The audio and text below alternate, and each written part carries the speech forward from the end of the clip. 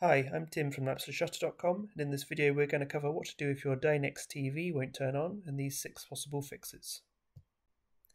So the first fix is to try power cycling your TV. It's often the best way to fix any TV, as it will clear out any issues with non-permanent memory and reset your main board without losing your personal settings. So make sure your TV is switched off and unplug it. Hold down the physical power button on the TV for at least 15 seconds. Wait for at least 2 minutes for any residual power to drain from the TV's capacitors.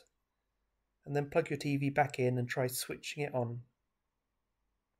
Although this seems a very basic step, don't overlook it, because in the vast majority of cases a simple soft reset fixes most issues.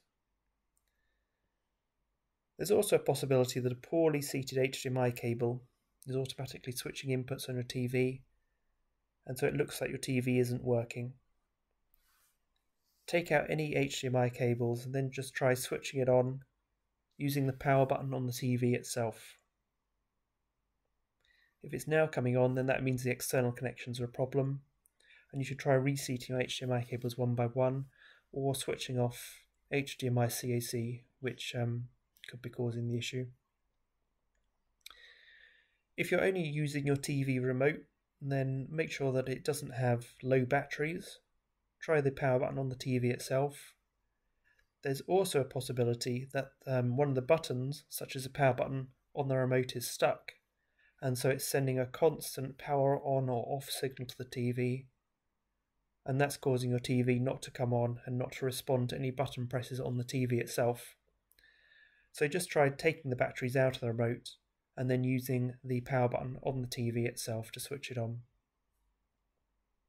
Although you might think that your TV won't come on because of an issue with the TV itself, it's often because of a household power issue rather than a problem with the TV. So make sure that your wall socket is supplying sufficient voltage. Remove any surge interrupters or smart plugs. Surge interrupters are a common cause of TVs not coming on, so make sure that there's a direct line of sight between your wall socket and TV. You can also try using a wall socket on the other side of the room. And also make sure to look for damage to the power cord. So in particular looking for kinks and knots in the power cord, and if you have a replacement available, try that. You should also have a look at the power connector on your TV and confirm that the port's free from corrosion, dirt and dust. Now if your TV is not turning on but the standby light is on, then the issue is either a more serious one, so likely to either be a main board or power board failure, or possibly a backlight failure.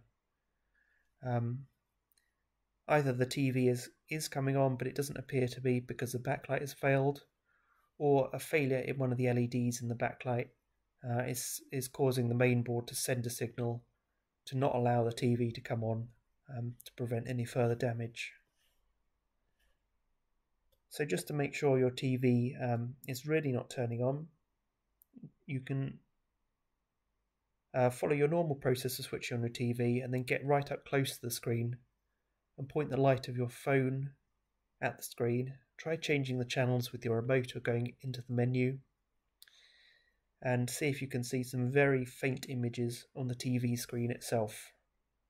If you can do, then that just means that the backlight has failed, and it's very easy to replace yourself. You can check out the linked article below for steps on how to do this. If you're not seeing anything and you're not hearing any sound from the TV, then you should open up your TV and you can use a multimeter just to check the main board, the power board and the T-con. And you should hopefully find a failed component somewhere. You can have a look for any signs of a burnt component, any signs of burning on the PCBs. If you find any, then you can replace the component yourself, either using a soldering iron, or you can just buy a new board off eBay. But there's more tips on how to do that in the linked article below.